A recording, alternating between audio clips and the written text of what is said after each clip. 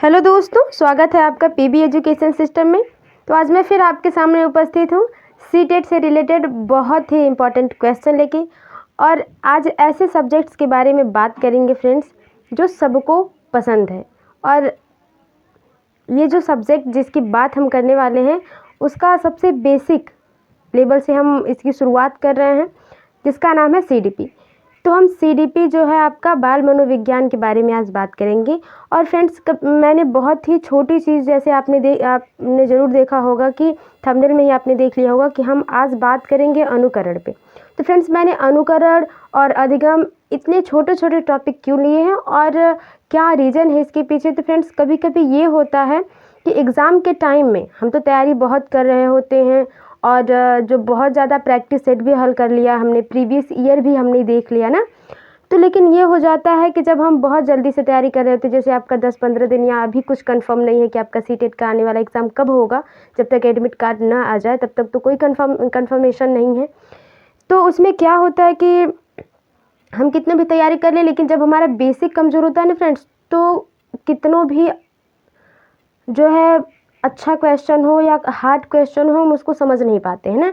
जैसे आ जाता है सबसे ज़्यादा, जब हम क्वेश्चन हल कर रहे होते हैं तो उसमें अनुकरण शब्द आ जाता है, अधिगम शब्द आ जाता है, वस्तु अस्थायित्व शब्द आ जाता है ना। तो ऐसे बहुत से वर्ड आ जाते हैं, जैसे बाल केंद्रित शिक्षा क्या है ना, समावेशी शिक्षा क्या है। तो ऐसे ऐसे जो टॉपिक होते हैं जो हमें बेसिक से अगर नहीं पता है, जो हैं तो बहुत छोटे फ्रेंड्स, सभी लोग इसके बारे में जानते हैं, लेकिन कुछ ऐसे डिफिनीशंस होते हैं जिनको अगर हम क्लियर ना करें तो सीटेट के एग्ज़ाम में या यूपीटेट के एग्ज़ाम में, खासकर सीटेट के एग्ज़ाम में बहुत ज़्यादा प्रॉब्लम क्रिएट कर देते हैं। ठीक है फ्रेंड्स, तो इसीलिए मैंने बहुत ही छोटा टॉपिक लिया आपका अनुकरण या इमिटेशन। आई होप फ्रेंड्स आप लोग बहुत बढ़िया होंगे और सीटेट की बहुत ही मेहनत से तैयारी कर रहे होंगे और आने वाले आपके जो भी मनोकामना है वो पूरी हो। इसी कामना के साथ आज वीडियो की शुरुआत करते हैं। पॉजिटिविटी से भरे रहिए फ्रेंड्स, जो भी आपने तैयारी करी है वो बहुत ही बढ़िया है, आगे मेहनत करिए और प्रतिदिन कुछ नया सीखिए, डेली कुछ अपने आप को एक निगेटिविटी से रिमूव करिए और अपने सिलेबस को कंप्लीट करते रहिए बस। चलिए फ्रेंड्स देखते हैं अनुकरण क्या है, अनुकरण की परिभाषा क्या है और जो बहुत ही प्रसिद्ध मनोवैज्ञानिक हुए हैं उनकी अनुकरण पे क्या राय है उसके बारे में हम बात करेंगे। चलिए फ्रेंड्स बात करते हैं अनुकरण पे। अनुकरण को इंग्लिश में इमिटेशन कहते हैं, ठीक है। लेकिन कभी कभी मुझे जहाँ तक लगता है कि ये होता है कि जो हिंदी वर्ड होता है वो थोड़ा सा फंसा देता है हमें ना, कि हिंदी वर्ड जो है फंसा देता है, लेकिन इंग्लिश वर्ड जो होते हैं वो हमें क्लियर कट समझ में आते हैं। लेकिन मुझे जहाँ तक, मेरी राय यदि फ्रेंड्स आप जानना चाहेंगे, तो अनुकरण जो है वो हिंदी में ही बहुत अच्छे लेवल से, बहुत अच्छे तरीके से समझ में आता है, ठीक है। तो और फ्रेंड्स मैं आपको बताना चाहूँगी कि इसके पहले मैं अधिगम और चिंतन के बारे में बहुत ही डिटेल में बात कर चुकी हूँ। यदि आप इंटरेस्टेड हो तो फ्रेंड्स जाके चैनल पे विजिट करिए। आपको ये जो है चिंतन और अधिगम बहुत ही जीरो लेवल से आप देखेंगे वीडियोस को तो आपको खुद महसूस होगा कि हाँ, ये जो वीडियोज है वो हमारे लिए या जो नए हैं सीटेट के लिए भी, जो पहली बार एग्ज़ाम देने जा रहे हैं, उनके लिए कितना हेल्पफुल है। चलिए फ्रेंड्स बात करते हैं अनुकरण की। तो अनुकरण क्या है इसके बारे में पहले बात करेंगे हम। अनुकरण का सामान्य अर्थ है किसी वस्तु की नकल करना, वह सभी कार्य जो हम चेतन या अचेतन अवस्था में दूसरों के अनुरूप करते हैं अनुकरण कहलाते हैं ना। किसी को देखकर नकल करना ना, अनुकरण मतलब कोई जैसा काम कर रहा है सेम उसी तरह उसके जैसे हमारा व्यवहार करना क्या है, अनुकरण है। जैसे आप होता है ना कि हम क्या, जब सीटेट का एग्ज़ाम देने जाते हैं तो हम पूछते हैं कि भाई आपका टाइम टेबल क्या है ना, आपने किस तरह से तैयारी की, आपने कैसे सिलेबस को कंप्लीट करिए ना। लेकिन फ्रेंड्स ये होता है कि हाँ, जहाँ तक सिलेबस कंप्लीट करने की बात है, क्वेश्चन को समझने की बात है, ये दूसरों से हम ले सकते हैं फ्रेंड्स। लेकिन जब आपकी बात आती है कि आपकी तैयारी की, तो सर मैं ये कहना चाहूँगी कि सबकी जो प्रॉब्लम्स हैं वो अलग अलग हैं। भले सबका एम वही है कि सीटेट क्लियर करना है, लेकिन सबके पढ़ने का तरीका, याद करने का तरीका बहुत ही अलग तरीके से होता है। तो हमेशा अनुकरण मुझे नहीं लगता कि बढ़िया है, लेकिन कभी कभी अनुकरण हमारे लिए फ़ायदेमंद हो जाता है ना।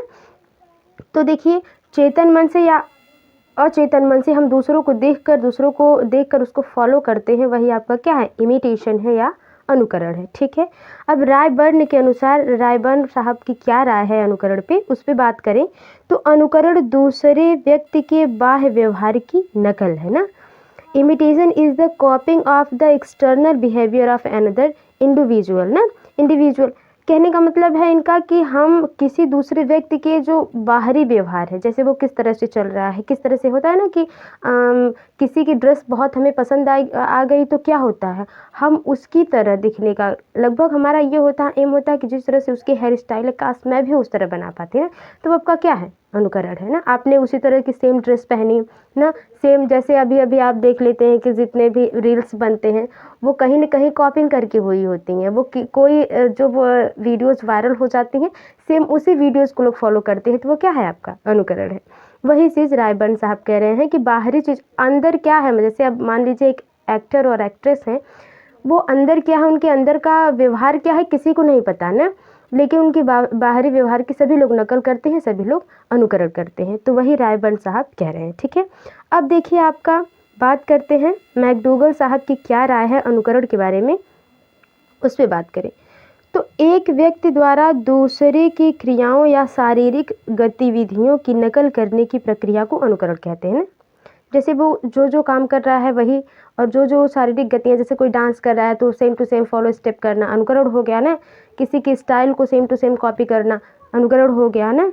तो ये सारी क्या है, मैकडूगल साहब भी वही कह रहे हैं, बस इन लोगों का थोड़ा सा जो कीवर्ड होता है फ्रेंड्स उसको पकड़ना चाहिए। जैसे कहने का मतलब दोनों लोगों का वही है कि अनुकरण का मतलब क्या है ना, लेकिन इसमें उन्होंने कहा है कि व्यक्ति के बाह्य व्यवहार, ठीक है, और इसमें मैकडूगल साहब ने क्या कहा है कि दूसरों की इन्होंने दूसरे व्यक्ति के द्वारा क्रियाओं और शारीरिक गतिविधियों की नकल के बारे में बात कहा है। तो कुछ वर्ड्स होते हैं जो बहुत ही की वर्ड्स होते हैं, सिर्फ 2-3 वर्ड जो होते हैं, शब्द होते हैं, उन्हीं का जो है अंतर होता है, वरना उन लोगों के कहने का मतलब सेम होता है। ठीक है, आई होप फ्रेंड्स आपको मेरी बात समझ में आई होगी। देखिए अब देखते हैं अनुकरण के प्रकार क्या क्या हैं, कैसे हैं, उनके बारे में बात करते हैं। ठीक है, तो सहज अनुकरण, ठीक है, पहला है आपका, फिलहाल इसमें 5 अनुकरण हैं, इन्होंने दिया है मैकडूगल साहब ने जो दिया है, और 5 अनुकरण मैकडूगल साहब ने ही दिया है। क्यों जो है मैकडूगल साहब ने अनुकरण दिया इसके बारे में भी मैं बता दूं।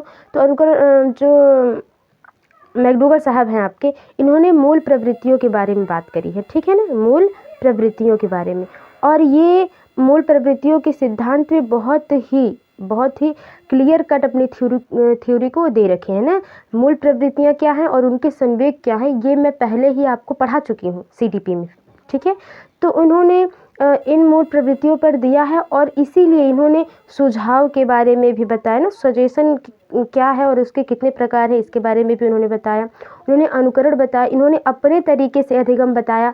तो इसीलिए जो मैकडूगल साहब हैं वो कहीं ना कहीं CTP में बहुत बड़ा महत्व रखते हैं, और इनसे क्वेश्चन बहुत ज़्यादा पूछा जाता है। ठीक है, तो सहज अनुकरण पहले बात करते हैं। मैकडूगल साहब ने बताया सहज अनुकरण क्या है। ठीक है, यह अनुकरण दूसरे व्यक्ति के भाव के कारण किया जाता है ना, जैसे दूसरा व्यक्ति क्यों कर रहा है ऐसा, यदि जैसे आप देख रहे हैं लोग रील्स क्यों बना रहे हैं, लोग वीडियोस क्यों बना रहे हैं, कहीं ना कहीं उनसे मोटिवेट हो रहे हैं ना, कि कहीं ना कहीं ज़्यादा मोटिवेशन जो है पैसों से है ना, कि पैसे मिल रहे हैं उसके, या कहीं न कहीं ये होता है कि नहीं मुझे, जैसे एक टीचर की बात करें तो एक टीचर यदि यूट्यूब पे आ रहा है या कहीं नई ज्वाइनिंग कर रहा है, उसका मन हो रहा है कि वो भी कोचिंग पढ़ाएगा या ऑफलाइन क्लासेस से पढ़ाएगा, तो वो कहीं से किसी से अनुकरण लिया है ना, जिसको आपके जो है पियाजे साहब, वाइगोत्स्की साहब कहते हैं कि हम क्या कर रहे हैं, वो अनुकरण नहीं कहते हैं इसको, वो कहते हैं कि वो हमारे प्रेरणा हैं ना,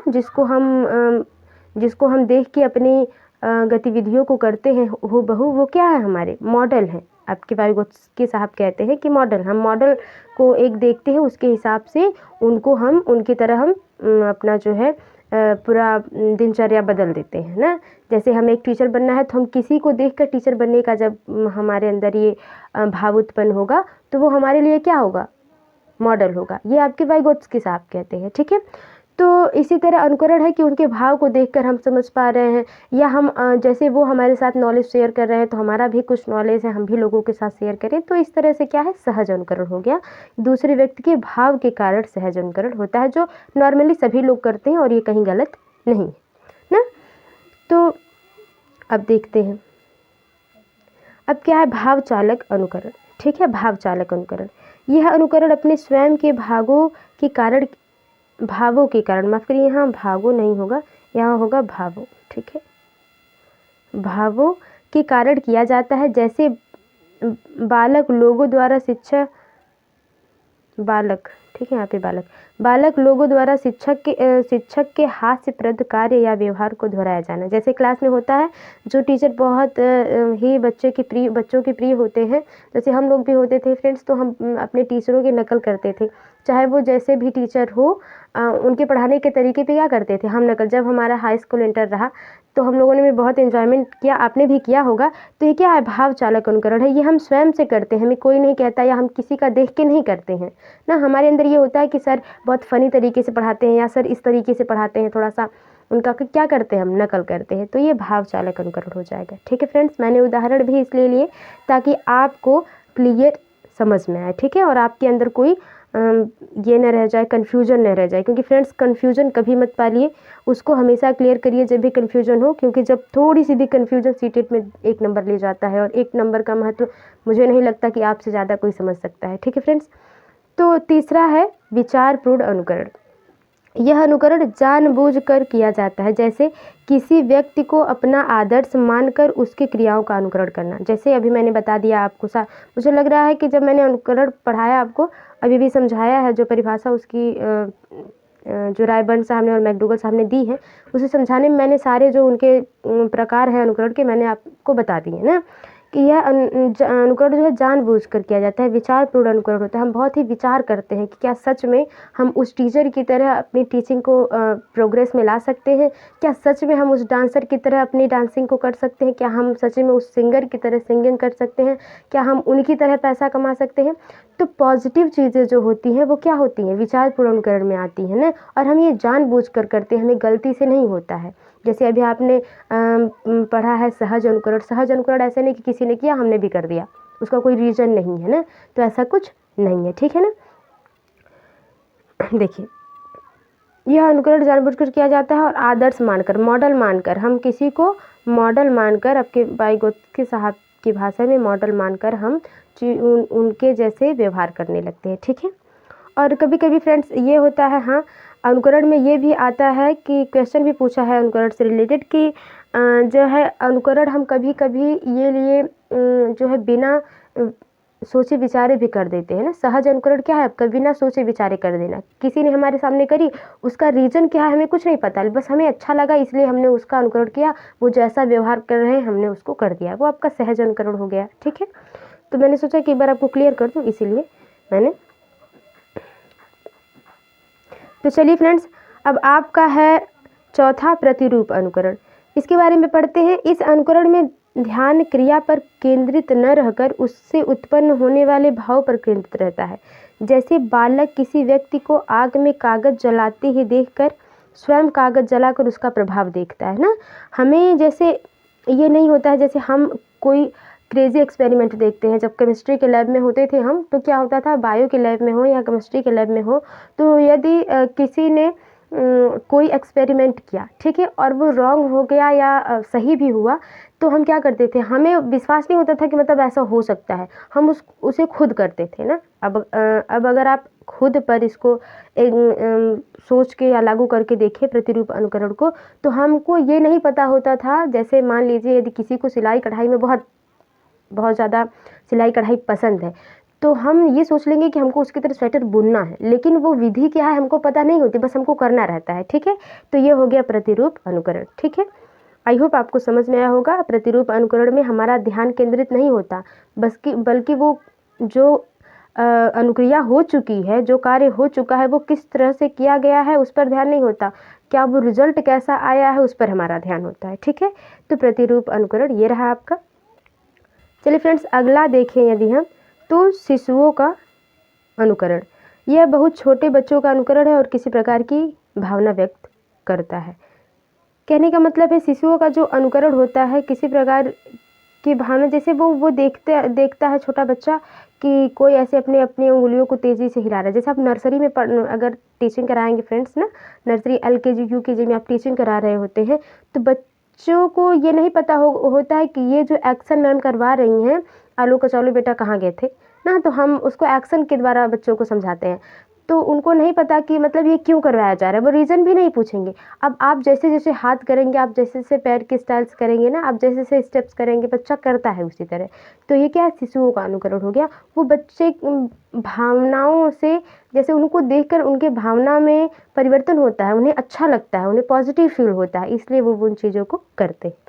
आई होप फ्रेंड्स आपको मेरी बात समझ में आई होगी, मैंने जो बताने की कोशिश करी। तो ये 5 आपके जो अनुकरण के प्रकार थे, ये आपके मैकडोगल साहब के थे। और दो जो अनुकरण के प्रकार हैं जो आपके जेम्स ड्राइवर साहब ने दी है, तो ये बहुत ही महत्वपूर्ण है, इसलिए मैंने इसको ले लिया। वरना मैंने सोचा था कि बस 5 अनुकरण के बारे में ही बताएंगे। और भी प्रकार हैं फ्रेंड्स इसके ना। जब हम शिक्षा के महत्व में अनुकरण देखते हैं तो बहुत पूरी तरह से हमें व्याख्यान मिलता है। तो सीटेट में लास्ट टाइम में उतना ही पढ़ा जाए जिससे कन्फ्यूजन क्लियर हो जाए, और कुछ नहीं ना। तो इन्होंने बताया दो प्रकार के अनुकरण को इन्होंने बताया है, अचेतन अनुकरण और सप्रयास अनुकरण। अचेतन अनुकरण विचार या तर्क से नहीं होता है, मतलब हमने किसी को कह दिया सहज अनुकरण, जैसे मैकडोगल साहब का सहज अनुकरण और जेम्स ड्राइवर का अचेतन अनुकरण बिल्कुल सेम है। हमको भावों का पता नहीं होता, उसका क्या होगा क्या नहीं होगा, बस हमको अच्छा लग रहा है इसलिए हमको करना है ना। वो डांस का स्टेप किस प्रकार से होगा हमें नहीं पता, लेकिन हमको करना है क्योंकि वो देखने में क्या लग रहा है, अच्छा लग रहा है। बच्चों का सबसे ज़्यादा ये होता है कि मैम जो हो रही है वो हाथ ऊपर करके अपने 10 फिंगर को मूव कर रही है ना, देखने में बड़ा सुंदर लग रहा है, लेकिन उसको करना क्यों है ये नहीं पता ना। तो ये आपका अचेतन अनुकरण है, बिना सोचे समझे हम किसी को फॉलो कर लेते हैं, जैसा वो करता है उसकी नकल कर लेते हैं ना, तो आपका अचेतन अनुकरण हो गया। अब सप्रयास अनुकरण जानबूझकर होता है, वो अनुकरण जिसको हम जानबूझकर करते हैं और बहुत ही प्रयासरत होकर करते हैं। जैसे हमें किसी टीचर की तरह हमको पढ़ाना है, किसी शिक्षक की तरह हमको बनना है ना, किसी सिंगर की तरह हमको बनना है, तो हम जानबूझकर उसकी तरह प्रैक्टिस करेंगे, तो उसे क्या कहेंगे, सप्रयास अनुकरण कहेंगे। तो ये रहे आपके अनुकरण की परिभाषा फ्रेंड्स। और अनुकरण के बहुत ही महत्वपूर्ण जो टॉपिक्स थे वही मैंने इसमें इन्वॉल्व किए हैं, क्योंकि मैकडोगल साहब कहीं ना कहीं अपनी बातों को बहुत क्लियर कट रखते हैं, और मुझे लगता है कि सीटेट में बहुत ही अच्छी भूमिका निभाते हैं क्वेश्चनों को इमिटेट करने के लिए। तो इमिटेशन आज हमने पढ़ा, ठीक है। तो ये रहे आपके अनुकरण के जो प्रकार थे। तो फ्रेंड्स आई होप आपको वीडियो अच्छी लगी होगी, और फ्रेंड्स वीडियो थोड़ी सी भी हेल्पफुल लगी है तो वीडियो को like share comment and subscribe जरूर कर लें फ्रेंड्स। आप सब्सक्राइब कर लेंगे तो मुझे ये फील होता है कि हाँ, आपसे जुड़कर मुझे भी बहुत अच्छा लगता है, और आपके साथ नॉलेज शेयर करके, मेरे पास जितना नॉलेज है मैं उतना आपके पास शेयर करके और इसको इम्प्रूव करने की कोशिश मैं बिल्कुल कर रही हूँ कि आपके लिए कुछ नया लाऊँ, कुछ अच्छा लाऊँ, कुछ अच्छे से समझा सकूँ। और फ्रेंड्स आपको वीडियो कैसी लगी ये ज़रूर बताइएगा कमेंट बॉक्स में, और फ्रेंड्स लाइक शेयर कमेंट ज़रूर करिएगा ताकि मुझे पता चले कि आप कैसा फील करते हैं मेरी वीडियो से, क्या मेरी वीडियो सच में आपके लिए हेल्पफुल है। यदि फ्रेंड्स ये हेल्पफुल रहती है तो हाँ, आप कैसा पढ़ाती हैं ज़रूर आप कमेंट में लिखें, ताकि मुझे ये लगे कि हाँ, मतलब मैं जो कर रही हूँ वो सही कर रही हूँ। वैसे मुझे तो क्लियर कट है कि मैं जो कर रही हूँ सही कर रही हूँ, किसी का हेल्प करना तो रॉन्ग नहीं है। चलिए फ्रेंड्स, मिलते हैं आपसे अगले वीडियो में, इसी तरह मेहनत करते रहिए। तब तक के लिए bye bye and take care. Thanks for watching my videos and take care.